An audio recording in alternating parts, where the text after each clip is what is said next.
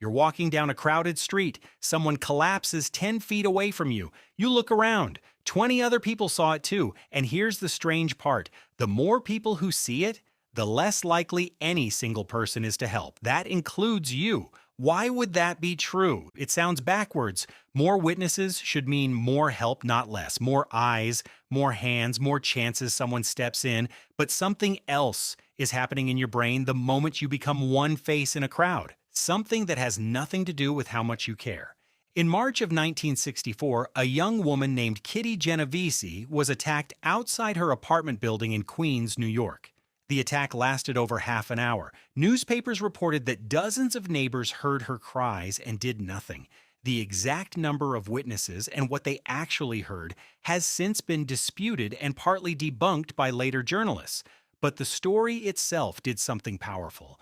It made two psychologists ask a question nobody had asked seriously before: why do people freeze in a crowd? Their names were John Darley and Bibb Latané, and what they discovered would change how you understand your own behavior forever. They built an experiment, a simple one. A college student sat alone in a room wearing headphones talking to other students through an intercom, except there were no other students, just recordings. During the conversation, one voice would begin to stutter, then choke, then call out for help, sounding like a seizure was happening in real time. And some participants believed they were the only person who could hear this. Others believed 4 or 5 people were listening at the same time. Same emergency, same voice, same words. The only thing that changed was how many people the participant thought were also listening. When participants believed they were alone, almost all of them rushed to help within a minute. When they believed 4 other people could also hear it, fewer than a third responded that quickly. Some never left the room at all. Nothing about the emergency changed. Only the number of witnesses changed. So what happened inside their minds? Darley and Latané called it diffusion of responsibility. Picture responsibility as a weight. When you are the only witness, the entire weight lands on you. There is no one else to hand it to. But add a second witness and the weight splits in half.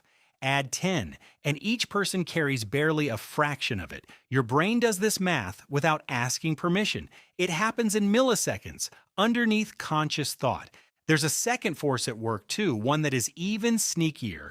It's called pluralistic ignorance. Here is how it works. You see something that might be an emergency, but you're not sure, so you glance at the people around you. Are they reacting? If they look calm, you assume it must be fine. What you don't realize is that everyone else is doing the exact same thing. Everyone is watching everyone else, waiting for someone to react first. And because everyone is calm on the outside while uncertain on the inside, the entire group ends up looking far more relaxed than any individual actually feels. This is not a flaw unique to cold or uncaring people. Darley and Latané tested seminary students, people training to become religious ministers, people who had just finished reading the parable of the Good Samaritan. Even they walked past a person in visible distress when they believed they were late for an appointment. Character wasn't the deciding factor, situation was. So where does this wiring come from? Why would evolution build a brain that hesitates precisely when hesitation is most dangerous?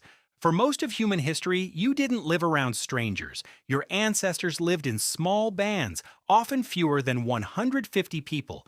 Everyone known by name, everyone's survival tangled together. In a group that small, if someone screamed, there was no diffusion of responsibility to hide behind. You were almost certainly one of the very few people who could hear it. Helping wasn't optional. It was expected, tracked, and remembered. Your reputation depended on it, and your reputation determined whether the group fed you, protected you, or let you starve on the margins. Modern cities broke that ancient equation completely. You now live surrounded by thousands of people you will never learn the names of, whose opinion of you carries no weight, who will never remember your face.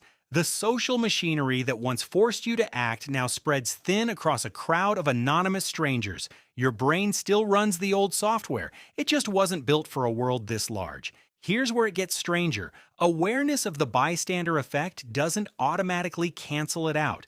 Knowing about diffusion of responsibility doesn't inject courage into your bloodstream in the moment you need it. Researchers have found that training helps far more than simple awareness does. Specific training, practicing what to actually do so your body has a rehearsed action instead of a frozen question mark. There is one detail buried in the original studies that quietly changes everything. When a bystander was asked directly by name to call for help, the freeze broke almost immediately, not because their character changed, because the responsibility stopped being shared. It became personal again, the way it always was for most of human history. Think about what that means. The crowd isn't the obstacle. Anonymity inside the crowd is the obstacle. The moment someone points at you specifically, the ancient wiring reactivates. You are once again the only witness who matters.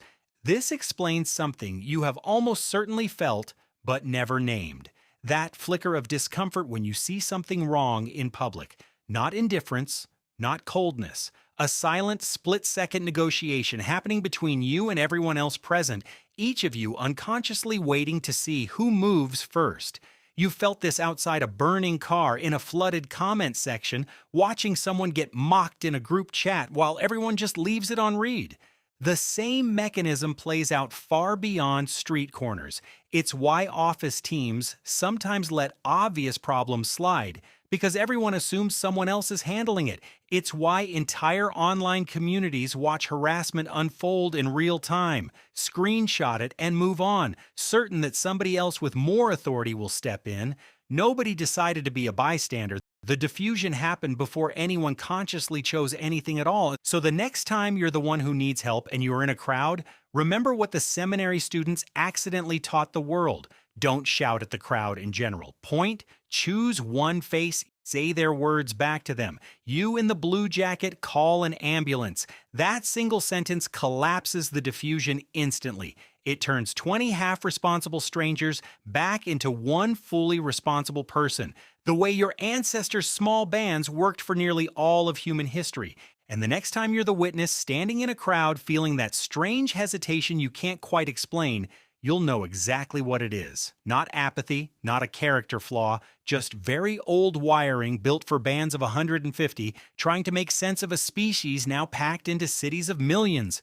You're walking down a crowded street. Someone collapses 10 feet away from you. This time, you already know what the 20 other people around you are thinking, and that knowledge alone might be the thing that finally makes you move first. Comment down below, when was the last time you've been in a situation like this? Did you take action to help, or did you just continue walking like you saw nothing? Well, maybe now you will do something different. Subscribe to learn more about ancient humans and their impact on our current life. See you in the next one.